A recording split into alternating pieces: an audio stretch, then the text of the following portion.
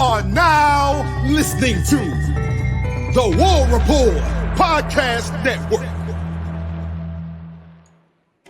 What is up, everybody? Welcome back to the College Loop Pregame Show. We're here to preview Auburn's Week 5 matchup, might be pregame it too, against the Georgia Bulldogs in Jordan-Hare Stadium on 2:30 on CBS. Gary Danielson and Brad Nessler will be on the call. This might not be a fun Saturday at all. Dylan, I don't even think you have the energy to ask me how I'm doing today because that just trickled off so hardcore. So I'll pick it up until we get to the how are you doing, man? I'm great today.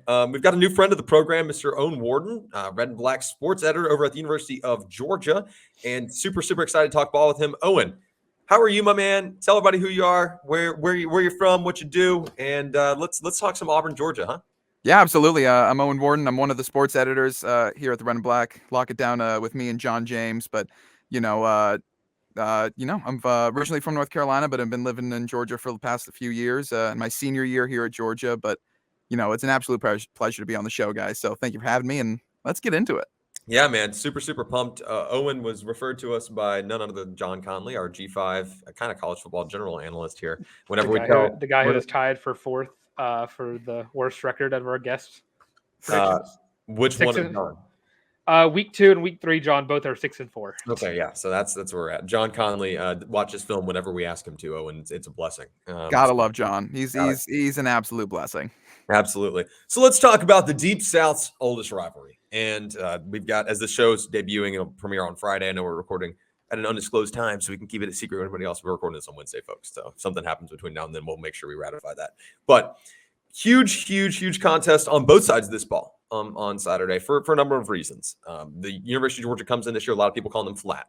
A lot of people saying that this is the least good Georgia team that we've seen in the past 3 years. Notice I didn't say not good Georgia team because that saying is long gone.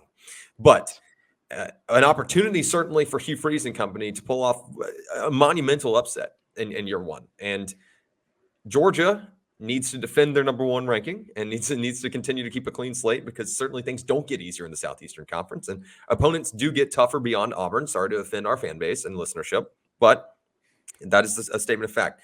Owen, what is the general perception before we kind of get into the X's and the O's around Athens and around the program right now about how important this game is on the road in Jordan-Hare Stadium on that CBS time slot? How big is this one for Kirby Smart and company? I think, and less so for Kirby Smart. I think Kirby Smart's proven himself based on the fact that he just passed everybody for win totals through his first 100 games. But I honestly think it's most important for Carson Beck. This is a first-year starting quarterback going into his first road test, and this defense, I think the whole perception around this team, if, at least from the fan bases, this defense is still legit. It's still a Georgia defense. It doesn't have the names necessarily, although I think Michael Williams is, a few games away from reaching that point. But it's the offense that's still bringing concerns. Very much kind of like that 2021 Natty run where it was like the defense is obviously stellar, but can the offense be that? And we're kind of at that point right now where can Carson Beck handle a road trip to Jordan-Hare, one of the loudest, best, most antagonistic environments that you can play in? Can he handle that? I'm not sure yet. He's gotten to play in Sanford Stadium the past 4 games, and I think the running game on paper should be fine. I think the defense should be fine, but is the pass game going to happen? Is Carson Beck going to be able to handle playing in a road environment? I'm not sure, but I think that will be the biggest test, and that's why this game is so important for Georgia. Well, I appreciate you kind of bringing that to light, and I'm going to kind of touch on the Auburn side here. And Dylan, I'm going to let you chime in for a second. This one's huge for Auburn, as I mentioned beforehand. This is a big-time opportunity. When you come in as a severe underdog, you have to look at it as so. This is one of those situations where a lot of people are chirping about, no, Georgia's due, Georgia's flat. Like you just mentioned, Owen, that a lot of people, even within the Georgia camp, are skeptical of what is this team capable of. Now, the harsh reality for those of you guys who are avid Loop fans and Auburn fans is that this is still a Kirby Smart Georgia team, and they're outstanding. But Dylan, in your opinion, how much does this one mean in ways that go beyond maybe just winning? And I'm not throwing in the towel yet, folks. Wait for my picks at the end of the show, then we'll get to that point. But how much does this one mean beyond just winning in terms of what Hugh Freeze and company can do to really kind of prove themselves to their fan base? Because, Owen, you want to talk about a fan base that's critical? Let's talk about Auburn. Yeah, I'm looking at the position that is listed as one of the most important positions on the field at any given time, the quarterback position. You got to find answers.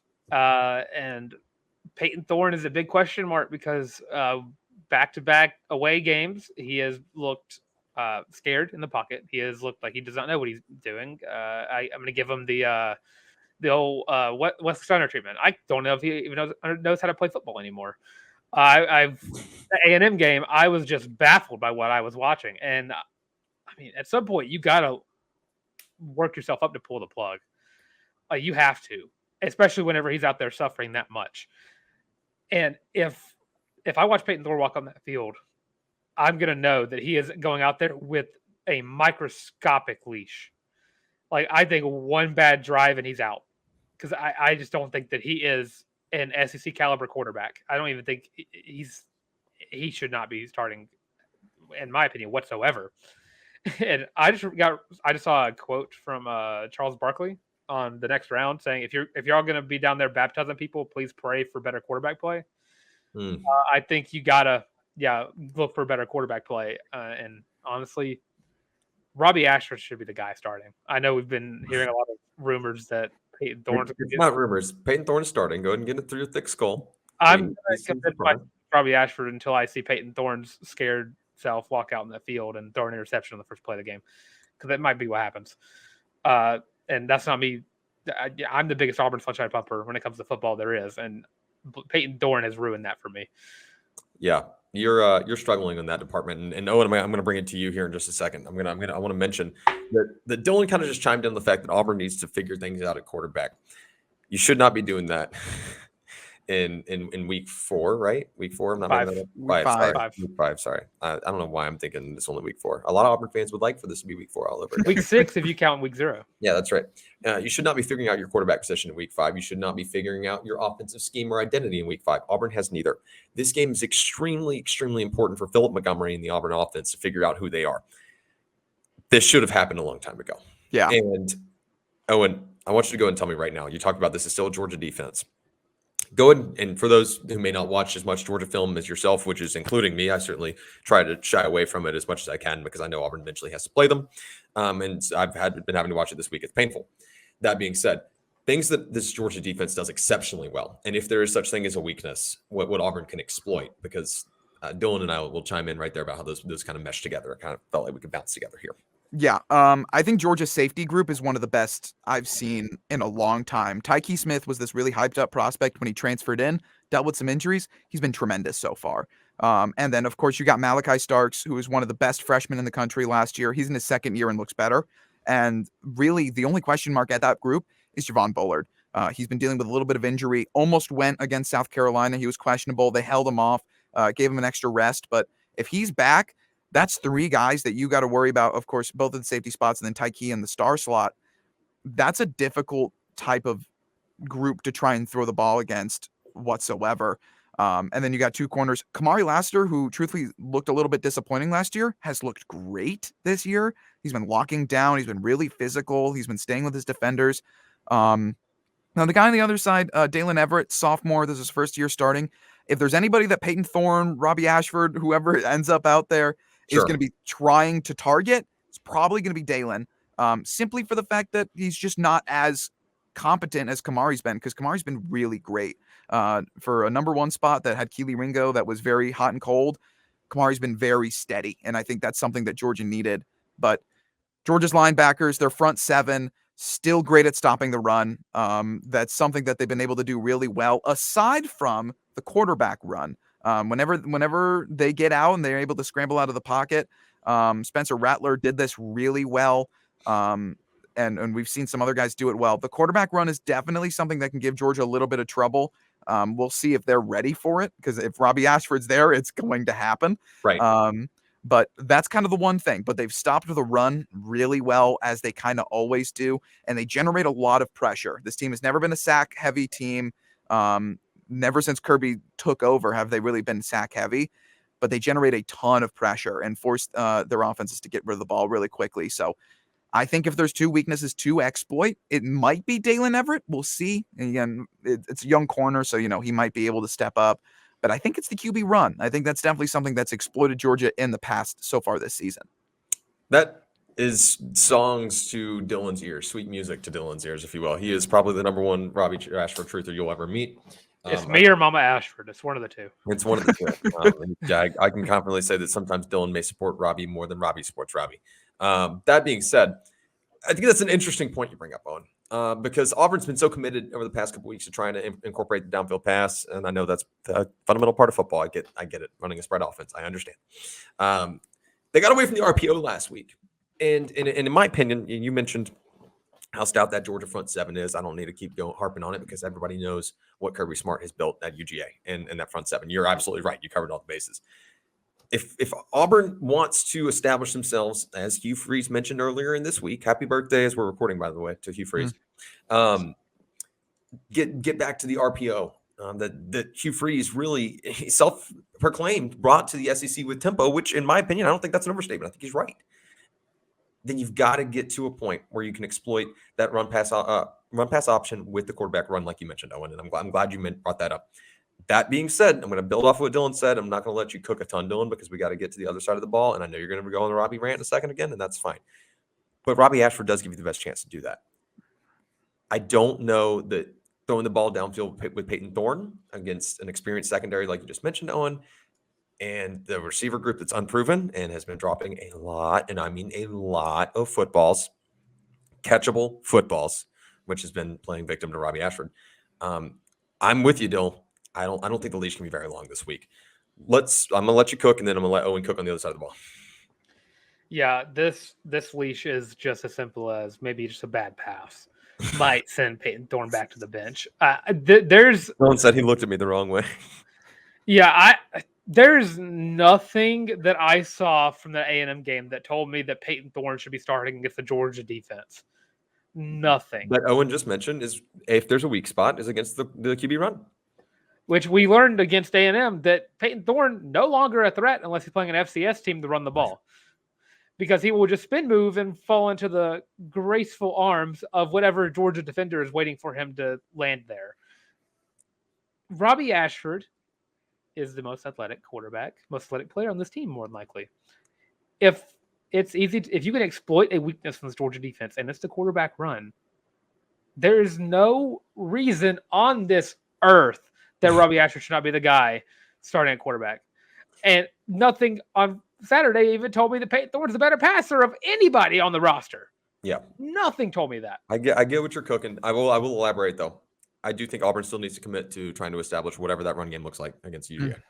Yeah, and to add on to it, I mean, the biggest thing that I think really allowed that QB run to really be flexed out was Smile Munden, Georgia's probably most athletic linebacker, was dealing with injuries towards the beginning of the year, and he's kind of finally back in full force. I would not be surprised if he's just kind of permanent QB spy if Robby Ashford goes out there, and if that's the case, in that case, I'm worried about the QB run a little bit because, again, I mean, I know, again, I was talking to Jacob Waters over at the Auburn Plainsman today, but I mean, he said himself that, I mean, that's a guy that Auburn would love to get on campus and bring in.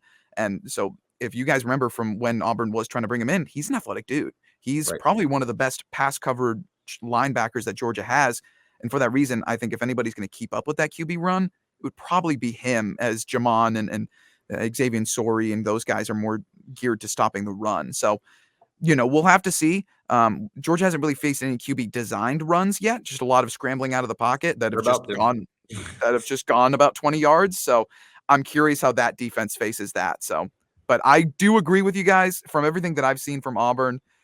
I think Robby Ashford is probably the guy you should go with.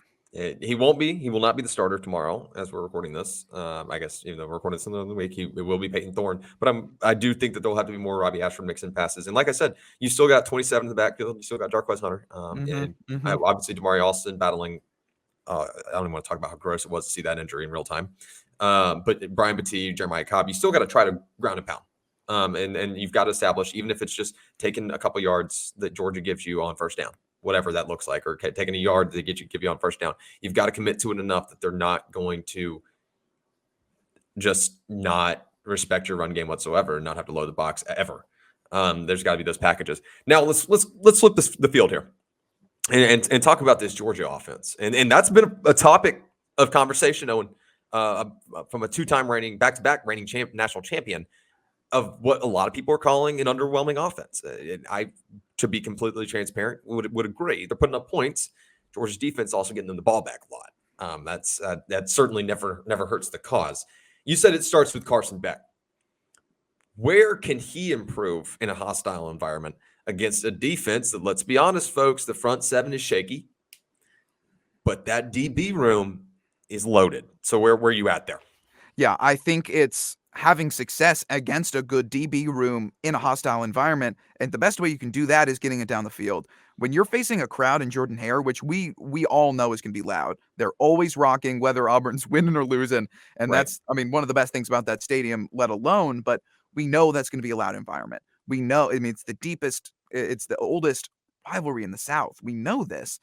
It's going to be rocking. Carson Beck's got to go in there. He's got to face it, and he's got to challenge it. Not just work with it. He's got to challenge it. And if he doesn't, and the best way you do that is you throw it down the field. And that's kind of his thing that not his weakness. He can do it. He's got plenty of tape of him getting the ball down the field to transfer Ra Thomas, or getting it to down the field to Marcus Rosemy-Jackson, or getting it 20 yards down the field to Brock Bowers and letting him cook because it's Brock Bowers. But like, he needs to go to it more. It's almost a hesitancy from him. And when the crowd's rocking against you and not in your favor, then it's even harder to push that ball down the field. So we'll see if he keeps that mistakeless football that he's kind of known for in an opposing environment. But if he can, it's going to be a rough day for Georgia's offense. Well, you need to push the ball down the field, but you also need to remember this front seven shaky at best. You still got to commit to the run game. I know I'm one of those hashtag establish it guys. I know I'm one of those people. I'm one of the hashtag run the damn ball guys. That's me. This front seven is suspect at best. I'm gonna let Dylan talk about his concerns, what he thinks that Auburn can do well against Georgia, what he thinks that they're really going to need to struggle on and need to improve. Stopping the run. Owen, watch a little bit of film against A&M and count how many times Auburn has stacked the box when it's a not disguised run play, and then tell me how disgusted you are watching that film. Dylan, go ahead. Yeah, outside of Eugene Asante and Larry Nixon III, this linebacker core is not good. Once those two get off the field, Cam Riley, Wesley Steiner especially, two Wesley Steiner slams. They just can't stop the interior run game, and the missed tackles are all over the place. Cam Riley can give the passer for what it's worth. I do like Cam Riley's ability to just pass rush, but run defense not their strength. Tackling not Wesley Steiner's strength. But this defensive line, Jason Jones has been plugging holes, which is good, but in passing downs, he's just not getting to the quarterback at all. Marcus Harris, I feel like at some points he's just getting double teamed because the jack position just is not getting to the quarterback. The defensive ends are not getting to the quarterback. And I feel like that's going to be detrimental to Auburn's strength on this defense, who's going to have to cover these Georgia wide receivers and Brock Bowers for 5 seconds at the bare minimum, because they're not getting to Carson Beck in time. This Georgia running back room has been subpar at best because of the injuries they had to deal with during the offseason. So they're kind of relying more on the Carson Beck passing game. And I mean, if DJ James has to wait out there in the pot, like cover a 5-star wide receiver for 5 seconds, that person's going to get open. It's going to make him look bad, but that's what just happens whenever you don't have a pass rush. Some poor safety is going to have to be lined up with Brock Bowers for 3 to 5 seconds. And that's not going to end well for anybody except for Brock Bowers. And believe me, there's one person whose name I don't want to hear on Saturday is Brock Bowers. I'm sick of him. Yeah, I mean, yeah, it's Brock. It's just tough. But I think the one thing that's good for them that Georgia's got working for them at lately is Dejon Edwards. I mean, ran for about 130 against South Carolina. That's kind of the number one they have, especially with all the injuries. And then, you got Dylan Bell. Of course, you got the Debo Bell comparisons with him playing wide receiver, running back. But, the running game is also suspect for Georgia. So I know the run stopping with Auburn is suspect, but you're kind of facing suspect versus suspect. So we'll see how that kind of comes That's out. when things get weird. Yeah. That's when things get weird. Dylan, to kind of expand on your point just a little bit about the question marks, and I will use them. That'll be a generous term. Question marks that a lot of people have for this Auburn defense, especially against Georgia. It's going to take a couple of guys having a coming out game for Auburn to hang in this one. And we all know that Auburn comes in as a huge underdog, whatever the whole narrative. But for them to actually compete in this ball game, you're going to need, I don't think it's crazy to say an Elijah McAllister coming out game, Keldrick Falk coming out game, a Marcus Harris, I'm that guy game. Messiah. Yeah, Messiah Nasili Kite having one of those I'm that dude. Kindly proven to the world that he is one of the best freshman corners in freshman DBs in college football. And Pritchett, James, Jalen Simpson, Zion Puckett. I know.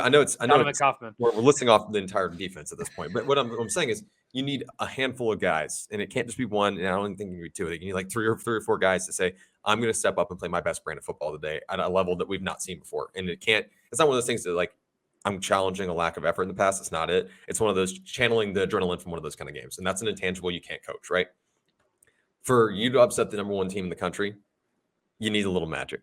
It's that simple. Unless you're already a top 15, top 10 team that is considered to be in the conversation already, you need a little magic. Miracles here and there. Might even need a miracle. Or even a second in some instances. Some people might say, give me a second. All right. Anything else you want to expand on, Dylan? Are we good to give some score predictions? It's going to be a big game for Mr. Alex McPherson as well. If this defense can get some stops on Georgia and Payton Thorne still at quarterback, trust the leg of Alex McPherson. He can make it from 80. Give it to him. Give it to him. Let him kick it. Hey, at least you guys got a guy that can make it, period. Georgia doesn't really have that period. So Owen just found a position group that Auburn outclasses Georgia in. Definitely. Peyton Woodring, freshman starter. He's missed 2 from 20 so far. So he's still working through some freshman. All right, folks, let's make it 3. All right, they'll go shoot out to win. Take it or leave it. I love it. Owen, as the guest of the show, we're going to give you the honors of picking first, my friend, giving your score predictions, winner and score for me. Amazing. So I think Georgia ends up pulling this one out. Personally, I think that, there's just a lot weighing in the favor of the Bulldogs itself. Especially because, there's always the test from last year. It was Missouri. The year before it was, goodness gracious. It was just kind of back and forth, but they kind of just last year. It was back and forth until Alabama showed up. But this year, maybe it was South Carolina, or maybe the first half was the real showcase. But I think based on where these two teams are at, just for right now, I think Georgia's got it 35-6. I think Alex McPherson does show up for Auburn today, but I do not think Peyton Woodring shows up for Georgia, although I do think the offense finds the end zone about 5 times. Yeah, you're about spot on. I'm gonna give him 4 because of the Jordan-Hare magic. I'm gonna go 31-10, Georgia, and I expect Payton Thorne to not finish the game as the primary quarterback. Dylan. Not only do I expect it, I'm praying for it as we speak. He's got the orange and blue glasses on. What kind of crazy shit are you about to say? So Jordan-Hare Stadium lets it get weird. It gets weird at 2:30 on that CBS kick. There's no way you're doing when this. the TV's muted and Andy Burcham's calling the game over the CBS. You're not doing this. Auburn comes into this game as a 14.5-point underdog in their own stadium. And I expect them to cover. I think it's going to be a weird. I think it's going to be a very weird game. Georgia's offense is going to struggle, but nothing's going to struggle more than Payton Thorne's inability to do anything offensively. So I'm going to pick the other team to win, 21-10. Okay, I can live with the cover. Honestly, that makes sense. I can see that, absolutely. Yeah, I was really scared where that was going. I thought we were about to get a 77-0 Auburn victory. The presentation. I'm thinking Tigers, and I'm thinking the presentation makes the prediction way better. Oh man, great picks. Excuse me, sorry. Before we hop into the rest of our great picks. I enjoyed this pick session because I laughed, and it's all about the smiles. If you had fun, you won. All right. Exactly. Yeah, enjoy your smiles while you can still have them. That's 'Cause right. At 2:30 on Saturday, they Dylan, might not be. are you insinuating that I might be insufferable this weekend? You're always insufferable, but just when that team in red and black comes to When the school mind from to Athens you. comes to town, I'm not the best version of myself. I'll be the one to admit it. All right, before we get into the rest of our college football pick'ems with the one and only Owen Warden, the legend himself, who is gracing us with his presence way longer than we told him it would be today. I apologize, my friend. But been a blast getting to know him, and we're ready to pick some games with him. Before we do that, if you guys have not already, head over to www.thewarreport.com. If you'll throw it up on the screen for me real quick, Dylan, and pick up your very own Feelin' Loopy College Loop War Report Podcast Network co-branded t-shirt. We've got that in 5 colorways. Look great on game days. Look great on your couch. Look great going to, I don't know, that awful birthday party you don't want to go to. You'll feel even better. The most comfortable shirt you'll ever own in your entire life. 10 out of 10 doctors recommend it. I can promise you that. Also, if you've not already, make sure you like, subscribe, and ring the bell so you can stay up to date on all the latest content we got coming up right here at the College Loop. Had some bonus content coming out earlier in the week. I don't know, maybe that comes out next week. We haven't decided that out yet. So maybe it was before the show. Maybe it was after the show. I don't know, but we've got bonus content with the creator of the College Football Grids game. So that's super cool. Really excited for that. I don't know if that's going to come out before or after this. So we'll find out together. Make sure you use hashtag Feelin' Loopy if you go pick up one of the t-shirts and tweet at us. We will throw it up on the stream or on whenever our recorded episodes. We'll put it over Owen's face next time he's on here. It'll be great. Everyone will have a great time. Owen's offended. He's never coming back on the show. This is fantastic. All right, good. Dylan, the keys are yours. Let's pick some college football games around the rest of the NCAA. Yeah, so here at the College Loop, we like to keep you inside the loop of Auburn athletics. But from time to time, we like to look outside the loop.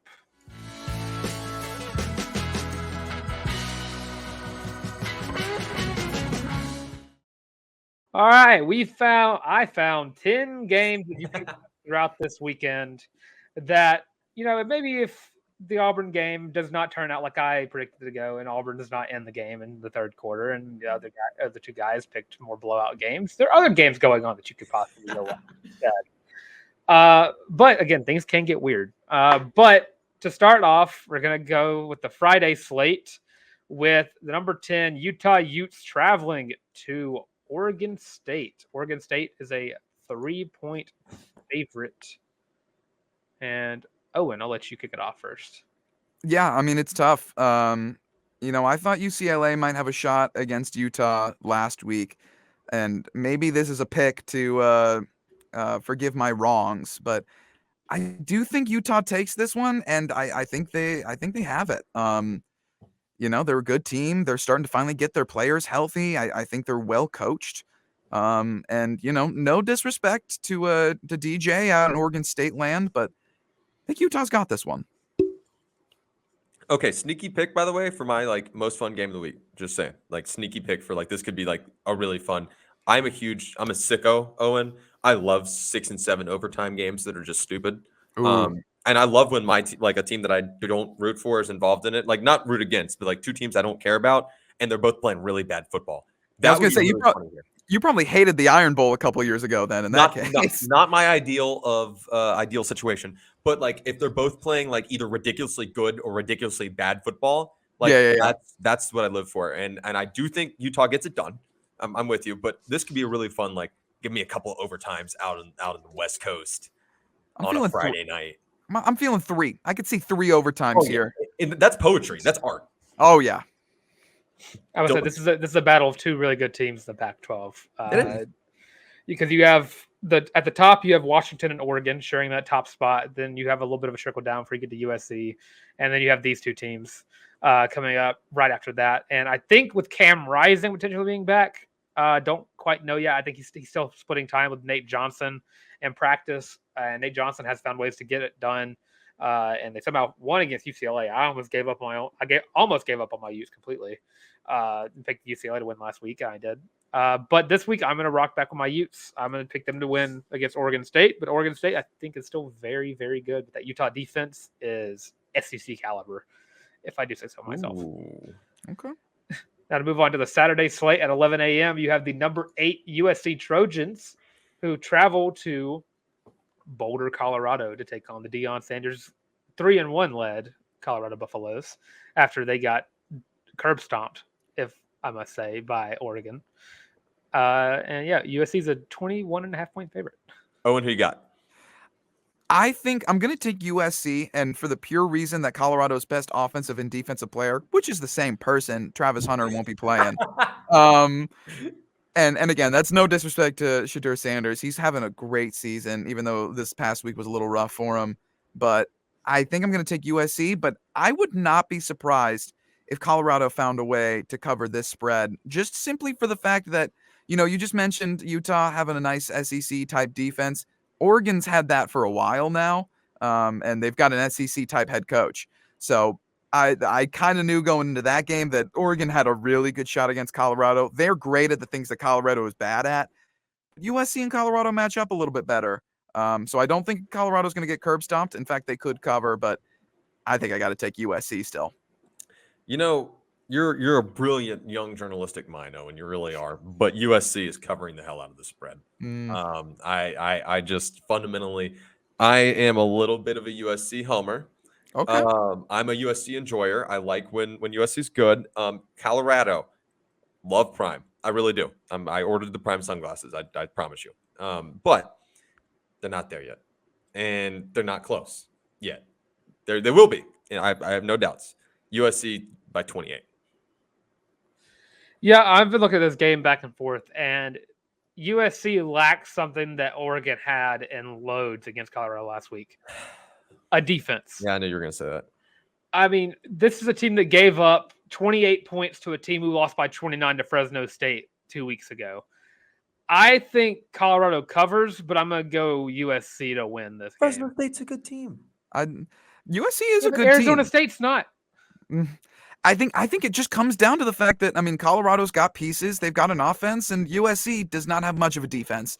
So I think USC just outscores Colorado, but I don't know if they necessarily keep Colorado out of this game to cover. Isn't that like the Lincoln Riley way, though? Just outscore your Oh, yeah. Yeah, of course it is. He's been doing it for years. He's been the same defensive coordinator since Oklahoma. I'll say it. It's kind of fun to watch. It's kind of fun to watch, oh my God, their defense is horrible, but they just keep scoring points. As someone who doesn't really have vested interest, I enjoy USC, but I don't cry when they lose. It is pretty fun to watch a team that gave up 40 and they still win by 30. That's funny. Mm-hmm. I'm all for comedy in college football, by the way. I'm all for goofy stuff. I'm right there with you. It's fun. The fact that Georgia has caught 2 interceptions off of deflecting off of foots, is crazy. Off of feet is insane to me. That's my new favorite Georgia stat ever. It's like the best stat because it's how that shouldn't happen, but it is. It's true, and I love that. It's awesome. All right. Well, to kick it to the Sun Belt, we got the South Alabama Jaguars traveling up to the best team in the state of Virginia, the James Madison Dukes, who are a 3-point favorite. That's not and that would be the case even if Virginia and Virginia Tech weren't dumpster fires. James Madison is a really good program for a team that's 2 years out of the FCS. And let's see. Yeah, Owen, go ahead and kick it off. James Madison has been a really fun team, and no disrespect to South Alabama. They've had a couple moments here and there that it's maybe, but Jordan McLeod is leading that Dukes team to a lot of fun success. Their run game is really, really strong. I think James Madison takes it.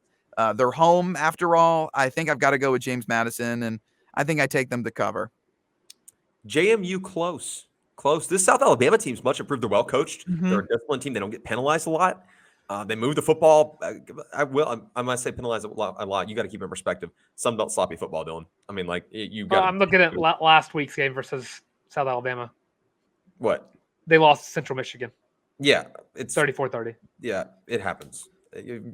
Weird things happen when you put the MAC and the Sun Belt together. You can't have MACtion and Sun Belt at the same time. It's one or the other. All right, you have to pick. I do think close. James Madison, but close. I don't even know about a cover, and that's a tiny cover. That's a tiny spread. Yeah, that's the only reason I chose him to cover because it was tiny. Yeah. Yeah, I'm gonna. So I have a pool in both of these teams. I picked South Alabama to win the Sun Belt, but I just don't know if they fully have it right now. They don't. But sadly, my second pick, my actual first pick, is actually not eligible for the Sun Belt conference championship yet, and that's who South Alabama is playing. I'm going to be rocking with my James Madison Dukes for this game. Go JMU. They should have gotten some kind of like veto to that rule because they are the best team in the Sun Belt. Yeah, they're the best team in the Sun Belt, and they're going to show it. I think they probably win by a touchdown, though. Dude, Georgia Southern's good. So is Georgia State. I'm not joking. Both of them are good teams. They're both good teams this year. Like that Georgia Southern, Georgia State game, they could have a combined 1 loss going into that game. I know. I kind of love it. It's fun. Oh, it's awesome. So good for Georgia State, by the way. Sorry, Randy. It was so like happy for them to finally like have some success. Yeah, I agree. I realized I did not add the next game up here, so give me 1 second. Okay, I can talk about the Fun Belt all you want. I'm riff for like 5 seconds. I'm a Fun Belt over Maction guy. Thoughts, Owen? I like the Fun Belt. I think it's fun, and again, I love App State. I really do. Because I kind of grew up in that area. I had a friend of mine that his dad played football there. He's there now, so I've got a lot of love for that area, and I even thought about when I was picking colleges and stuff, when I thought about maybe coming back to North Carolina and stuff like that. I was like, App State's got a good journalism school. That would be a bad place. Boone rocks. It's beautiful up there. I don't know if you guys have ever seen the photos of their baseball stadium. Best baseball backdrop in all of college baseball. It's gorgeous. Like I'd travel up to Boone just to see a baseball game. Like it's amazing.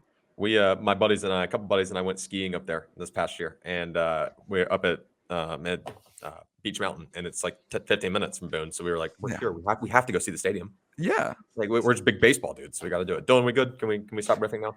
Yeah, I forgot this game because it's a rivalry I always forget about because it's just so one-sided.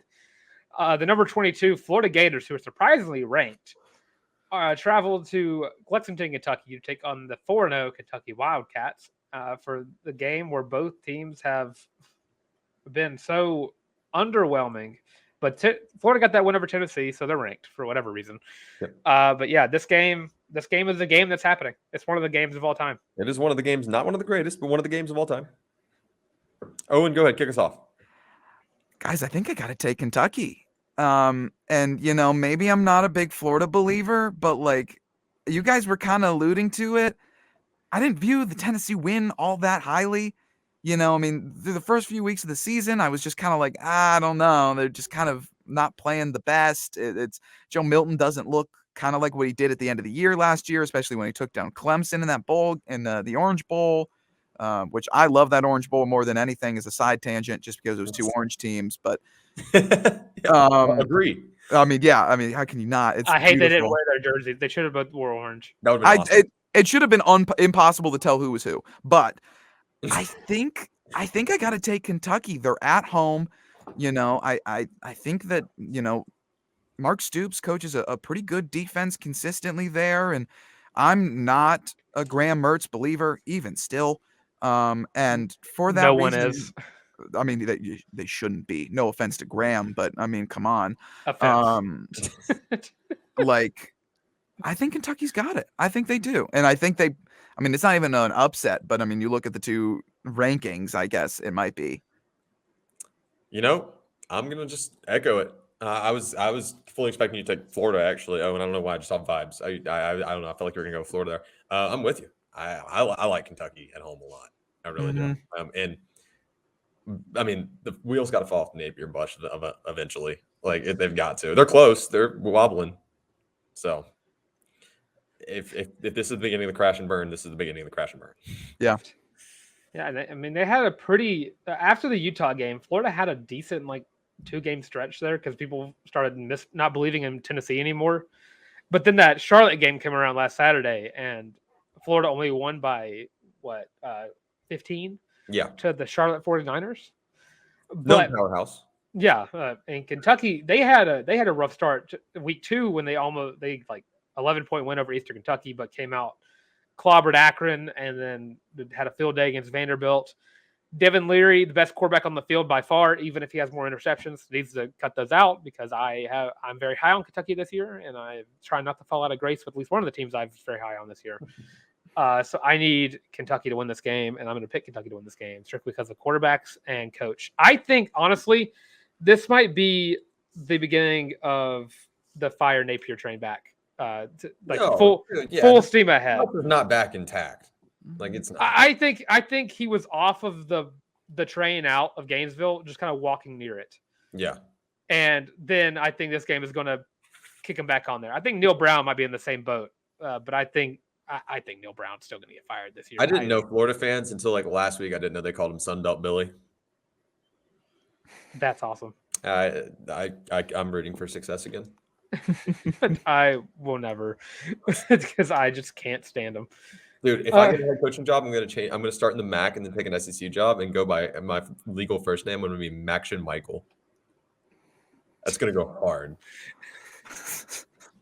That's going to go hard. I hate you. I hate you so much. Just for context, Owen, these pick'em sessions always get off the rails. This is the time frame where I made the Cade McNamara reference last week. You're all good. I'm all about it. All right, to get to the next game, one of the weird rivalries in the SEC. Texas A&M travels to Arlington to play Arkansas, who's also traveling to Arlington, Texas. Texas A&M is a 6.5-point favorite. Connor Wegman is out for the season. Max Johnson will be the starting quarterback for the rest of the season for the Texas A&M Aggies. Not that far of a drop-off, can't lie. Is there one? Not really. It's like a little step. You know, like little lips you always trip on. Yeah. It's like that. Like one of the sealants you put on like a door frame. Yeah, it's like that. Yeah, it's like it's a little divot there. Yeah. Side note: my favorite thing about this game is us finding out from some A&M people last week that they literally don't care about Arkansas. That is my favorite thing ever. Does anyone football wise? No, not at all. Owen, go ahead with your picks. This is surprisingly a lot tougher for me than I feel like it should be. But, Arkansas is playing in Jerry World. And you might as well call Arkansas Jerry World itself, considering how much of him is still in that organization, right. But in that college. But like Arkansas played LSU really well last week. And, A&M had a really good bounce back game, but I think Arkansas's got a lot of talent there that, is still kind of being figured out. So I think I might go for the upset here. I think Arkansas might pull this one off, in an area that's dominated by Jerry. And, they got KJ and they got some really good talent out there. And I think they might pull this one off, guys. I think it's on the table. I'm taking A&M just because KJ Jefferson's not made me trust him the past couple weeks. There's a couple. Let's be real. Let's just be transparent. If KJ Jefferson doesn't make a couple of mistakes that he's made in the past couple of weeks, Arkansas is undefeated. Yeah. And he's made some pretty dumb mistakes in the past couple of weeks. Now, if he pieces it together and plays a KJ Jefferson game that we think he's capable of, exactly, that his talent tells us he's capable of, and that we've seen, Arkansas could reverse cover the spread. I still have to take Texas A&M. That's fair. I think they built too much momentum, and I don't trust Arkansas. Yeah, I think we watched a game where LSU played very down to their opponent. That's what I think happened. An SEC tradition. I don't think Arkansas is all that good. I think the loss of Kendall Briles has shown a little bit, but they still found ways to just demolish a LSU secondary that's very suspect. Mm-hmm. DBU is slowly falling off under the Brian Kelly tenure because back-to-back years of just very Well, he's all about execution. So, oh my God. Okay, so I'm gonna go with Texas A&M here. Strictly because I don't trust Arkansas, and Sam Pittman, if you didn't know, has deleted his Twitter. If you were not aware, because he got bullied. Did he actually? No. For Sammy. For a certain picture that got very, very popular of his middle torso area. So Sam Pittman is no longer on Twitter. So I'm picking Texas A&M to win here. Can I change my pick to Arkansas?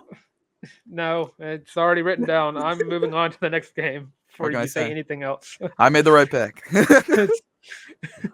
All right, up next, an undefeated ACC team versus a 2-2 ACC team, and guess what? It's the Clemson Tigers, who are 2-2, who are 6.5-point favorite as they travel to Syracuse's basketball arena to play the Syracuse Orange, who are surprisingly undefeated.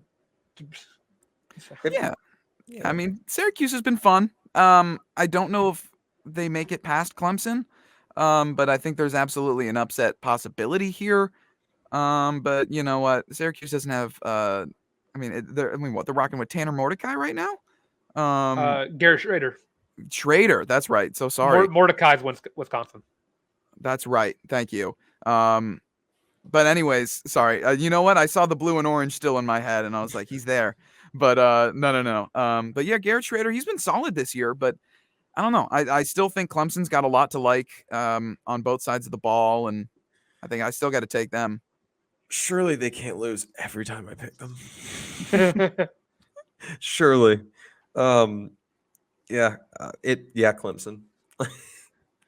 They're really bad when I pick them. They're horrible. Do I want to take Clemson? Like historically. Do I want to take Clemson and just because you said that now? Because you picked them to beat Duke. I mean, I picked them to beat Duke. Duke won. You picked them to beat Florida State. No, I did not. No, I picked Florida State. You picked Clemson. I did not pick Clemson. I picked Florida State. I said CLEM. Just kidding. Give me Florida State. I verbatim. I can pull up the clip. Oh, you did. Never mind. Yeah. Yeah. There we go. I didn't say that I pick them every game, but every game I pick them, they seem to lay an egg. Yeah, looking at this Syracuse team, looking at how they played very close to a bad Purdue team. They beat Army, and Army's not bad. But for what it's worth, Clemson played this Florida State team very close, and Florida State is in my playoffs. Clemson should have won that game. I think Florida State played a little down to Clemson. Don't leave the game in the hands of the officials. I don't know what to tell you. That's a Clemson homer coming out of you. Yeah, I'm going to go with Clemson here. I just think Syracuse. I think Syracuse is going to play them very close. They always seem to do. But I think they're just going to get Syracuse at the end, and Clemson's going to come out on top. It's Syracuse. Yeah. All right. Up next, got a Big 12 matchup of a game that might end up to being a 45-40 game. Number 3, Texas Longhorns travel to. Oh, never mind. That's a home. I got that backwards. They're the home team. Kansas, number 24, Kansas travels to number 3, Texas, in Austin, Texas, to take on the 16-point favorite, the Longhorns. Yeah, I think that if it was as we see it on the screen right now, I think Kansas would have a pretty good shot. But Arlington's a tough place to go into, and for that reason, I think Kansas might be able to prevent the cover, possibly. But I think Texas has this one, even though I'm not a super big Texas fan yet. Just because there's been a couple things that have kind of been like, I don't know, we'll see. But that's kind of every team in college football. But I think Texas takes this one, and I think they likely cover. Yeah, Texas by 18. Cover. Yeah, this Kansas team has found ways to win games very closely. Texas has found ways to win games by 20. And that's what better teams do. I do think Texas is the better team here, but Kansas is a team that gets very weird around the Longhorns. We all remember that awesome game that transpired with Jared Casey getting that awesome 2-point conversion, which got him an Applebee's NIL deal, which was awesome. I am going to have to pick Texas here, but I would absolutely love it and adore it if the Jayhawks came out on top. Kansas is just not as good as they were last year, but damn it, they're just as fun. Yeah, Lance Leipold, I love him so much. He is such a great coach. I love what he's done with that program. Yeah, he definitely turned that football school around. Question mark. Honestly, of programs like Kansas is one of those teams that's hard to hate any of their athletic programs, except basketball. I mean, yeah. I mean, they win so much that it's pretty easy to not like them very much. Yeah. But football program, I love seeing them win. I love seeing them play well. It's fun. It is fun. Of the Blue Bloods, I don't think Kansas is hateable. It's like UNC and Duke and. Yeah, speak for yourself. Let's go to the next game. All right, well, we'll go back to the SEC. You got number 13 LSU, who was a 2.5-point favorite, traveling to Oxford, Mississippi, to take on the little brother of Nick Saban, Lane Kiffin, and the Ole Miss Rebels, or Black Bears, or the Land Sharks, whatever they're choosing to be this day. Go ahead, Owen. LSU suspect, especially from last week, but I still think they take an Ole Miss team that looked bad last week. I take LSU here. I'm with you. LSU super suspect. Ole Miss looked rough last week, especially after coming out of the gates, kind of looking like they could get the job done. Yeah. I still think Jackson Dart is so much improved this year, year to year. Position group to position group, I think that LSU stacks up well. Ole Miss being at home, and they really need kind of a signature win this year. I'm rocking with Ole Miss this week. I'm going to take Ole Miss to pull a pretty sizable upset in my opinion. I think there's a gap here, but I got to throw one in my pick 'em somewhere so I can try to differentiate something. But I'm going to take Ole Miss. Yeah, I'm going to go ahead and let you take that loss there because LSU looked suspect last week. Ole Miss looked suspect every week, outside of their game against Mercer. But Georgia Tech, Tulane all found ways to exploit that defense. Alabama made them look silly in that second half. Jalen Milroe threw all over this team in the second Georgia half. Tech had like 14 combined yards in the second half. I'm not exactly sure what you're talking about. It's 48-23. Yeah. Georgia Tech, the game was close until it wasn't. Great. Every game. This Ole Miss team is not worth being ranked. I don't think Ole Miss is that good this year. I think they're way overrated. I do, and I'm speaking unbiasedly when I say this. They're an overrated team. Yeah, okay. Year in, year out, they're one of the most overrated teams. Okay. They are. Okay. And I'm picking LSU. Okay. To cover by a touchdown or so. You do that. I'm taking Ole Miss. A little touchy. I guess someone not want to miss the lane Kiffin size bullet hole.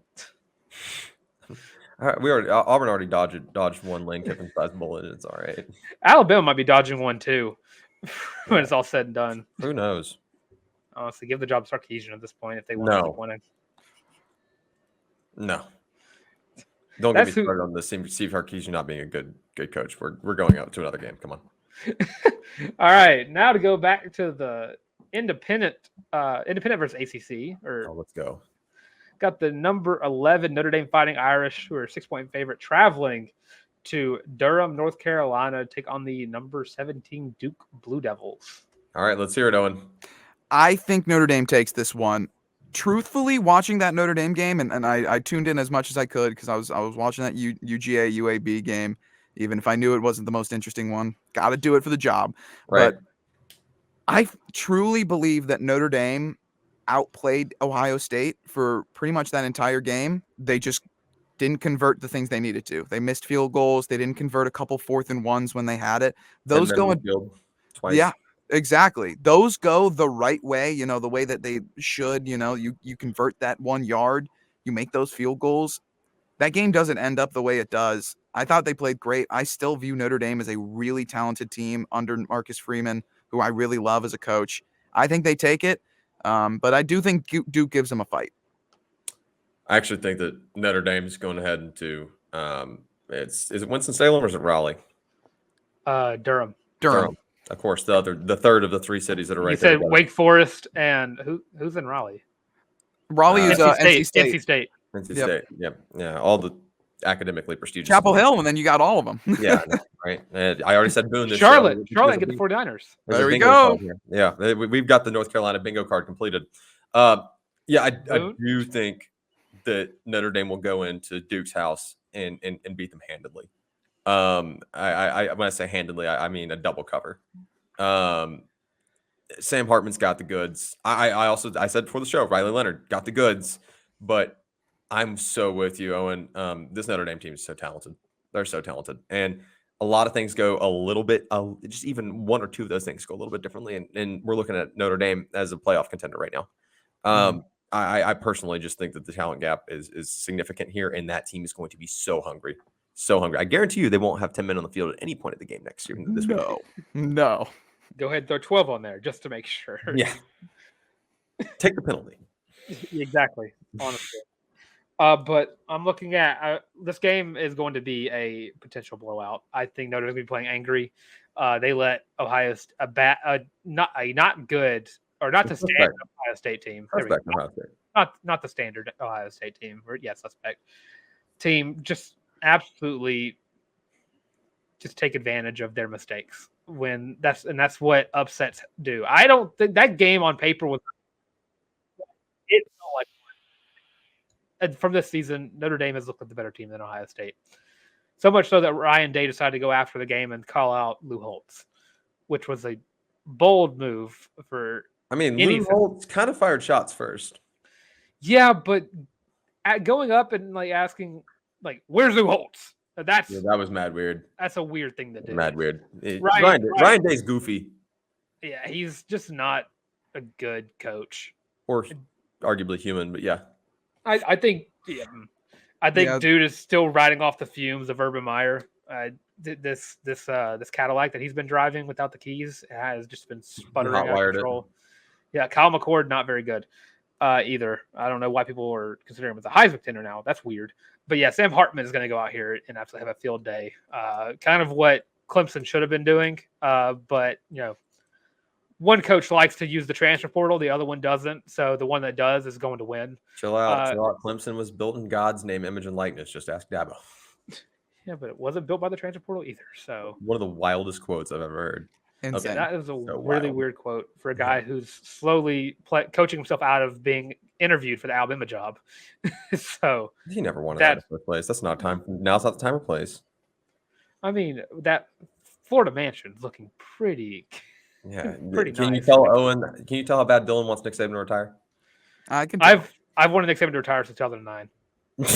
I mean, yeah, I was gonna say. I could go ahead and tell you right now. But yeah, I'm taking Notre Dame, and Notre Dame's probably going to win this game by 17 plus. Right. Yeah.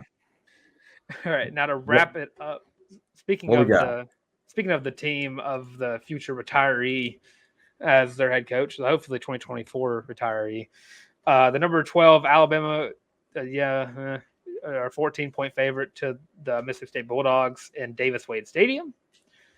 And for a team that completely abandoned the passing attack, those cowbells might not be cowbelling for very long. Yeah, they may not be cowbelling much longer. What you got for me? Yeah, I don't really believe in Mississippi State this year. They just haven't really shown me anything. Barring the what I thought going into LSU, I thought maybe this team's got something. Maybe they can bring something. And then they brought a whole lot of nothing. And since that game, they haven't done much else to change my mind about that. Maybe this is the game, but if we're going based off of last year, probably not. I think Alabama takes it. I think they cover. And even though I don't know if they'll look great doing it, I think they'll take down Mississippi State pretty easily. That's a good take, and you're right. But I do want to point out, first off, I think Alabama by 21 plus, cover easy here. Will Rogers is on the cusp of becoming the second overall in terms of all-time passing yards in the SEC. And we discussed before the show, if he returns for his fifth year of eligibility, as we assume he will, could pass Aaron Murray if Zach Arnett wants to let him throw the ball. Yes. But that's the big if. So who knows? Who's to say? I don't think Zach Arnett has a say in that. Yeah, you're right. I'm taking Alabama 21 point. Yeah, so I just looked up on Wikipedia the Alabama Mississippi State rivalry. Does anyone take a guess at the record in that rivalry? How long have they been playing? Since 1896. Oh man. But they have a few like spurts where they haven't really played. How many combined games have they played? Let's see how close. Quick maths, real quick. 106. 106. Owen, go ahead and give your best guess. I feel like Alabama's probably won like 90 of those, if I had to guess, I'm going to guess 87 wins for Alabama. Alabama is 85, 18, and 3. That's pretty damn close. Well done. And from the year 2008 to now, Alabama's on a 15-game win streak against the Mississippi State Bulldogs. Yeah. Not even their longest streak that they've had against Mississippi State. They had a 22-game win streak in 1958 to 1979. 2 decades of not beating Georgia is crazy. You're not beating Alabama? Alabama. Sorry, Alabama. Not beating 2 decades of not beating Georgia. I grew up a Tech fan. That feels. I'm sure. Now I'm curious. While I'm talking, just see if Georgia's. It's about the same. Georgia's 20-6 against Mississippi State. Mississippi State, not a good team. I'm very thankful for them because they have informed me that Auburn is not going to finish anything below 6th in the SEC West. Yeah. So I'm glad that spot is at least not secured for for a team not named Auburn. Right. Yeah, Alabama is going to make this game look like they have an offense. Mississippi State's not good. Mississippi State's defense is very suspect, and by suspect I mean bad. Secondary is gone. They preach about having seniority on their team. It doesn't really matter if you want the talent. You could have players play for 5 years, but if they're not good, they're not good, and that's a simple matter for that. Yeah, Alabama is going to cover that game. Absolutely. Maybe double cover it. That wraps up our pick'ems. I just released the first ever perfect pick'em that I just said. I promise. I got Ole Miss to be LSU. Yeah, okay, whatever. Owen, thanks so much for joining us. Sorry this went so much longer than we told you it was going to, but it's been a pleasure getting to talk to you and get to know you, man. No, it was an amazing experience, guys. I loved getting to talk with you. And hey, if you ever want to talk more Georgia football or anything like that, I'm always down to come back on. Hey, if you cover Mike White and the boys, we're going to be talking hoops soon. So, all right. Let's put it on the books. Let's get you back on the show. Before that, before we get out of here, if you guys have not already headed over to www.thewarreport.com and picked up your very own Feelin' Loopy College Loop War Report Podcast Network co-branded t-shirt, comes in 5 colorways, just $25. You can find that in the link of our description. You should go pick one of those up for game day or for whenever, any occasion. Take a snap a photo of yourself using hashtag Feelin' Loopy on Twitter and tag us in it. We'll make sure to throw up any pictures that you guys send us onto the stream of whatever our next recorded show or live stream looks like. And we certainly appreciate you guys' ongoing support. And tell everybody where they can find you, love you, check out your work, support you, and uplift you as a general great human being in this world. Appreciate it, guys. Yeah, you can find all of my work plus all of the other awesome work that me and all my friends and coworkers do at the redandblack.com. Do great sports coverage plus a little bit of extra stuff if you're into that. And then again, you can follow me on Twitter, Owen_Warden_. Had to get a little creative, but that's how we do. But you can find all my tweets there if you're ever interested in what's going on with Georgia games I'm covering or some up-to-date news on that. It's a great way to find me. But yeah, I really appreciate it, guys, and thank you so much. It was a blast. Dude, we had a great time. Pleasure was all ours. I almost said all yours, but yeah, you know what? It's fine. Yeah, hey, you can have it. pleasure was all ours. And make sure you guys go check out Owen and his colleagues, their work over at the Red and Black. Fantastic student-run organization. Hashtag support student journalists. Continue to do so. Very, very important to invest in the future of the journalistic world. I'm Harrison Tarr, at by Harrison Tarr on the Bird app and on social, I guess all of my socials if you're interested in hanging out there. Tweet your bad takes, tweet your good takes, tweet me your mediocre takes. I almost said mediocrity. Your mediocre takes. Want to hear them all. If you've not already, subscribe, and ring the bell right here on the channel for the College Loop. Make sure you do so. Drop your thoughts. Give us the score predictions. We're ready for your score predictions in the comments for Auburn hosting the number 1 team in the land, the Georgia Bulldogs, this weekend. Want to hear all your thoughts, concerns, questions, strongly held beliefs, demands. We will address all of those as we always do in our next round of show. Dylan, get us out of here. We're recording a doubleheader tonight, so we're going to get Owen out of here, and then we're going to go for another hour. We'll see if we can make it last, if we can not die.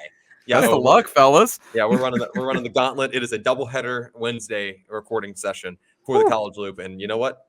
We have the best listeners in the world, Owen, so we can't be upset about it. Oh yeah, Dylan, let's get out of here. All right, well, I'm Dylan Larck at YouBulletTank on Twitter /X at ReaderX. And if you're looking for me on Instagram, it's also at Dylan Larck, DYLANLERCK. And if you're looking for us on Twitter, TikTok, Facebook, Instagram, and right here on YouTube, all at the College Loop. Make sure you follow, comment, subscribe on literally every platform you possibly can. And try to see our faces, completely understand it. I mean, look at Tar. Hi. Ugh.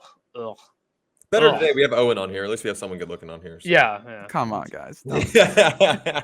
Or you can find us on Apple Podcasts, Google Podcasts, Amazon Music, and of course Spotify, where you should rate us 5 stars, please. Very much so, please.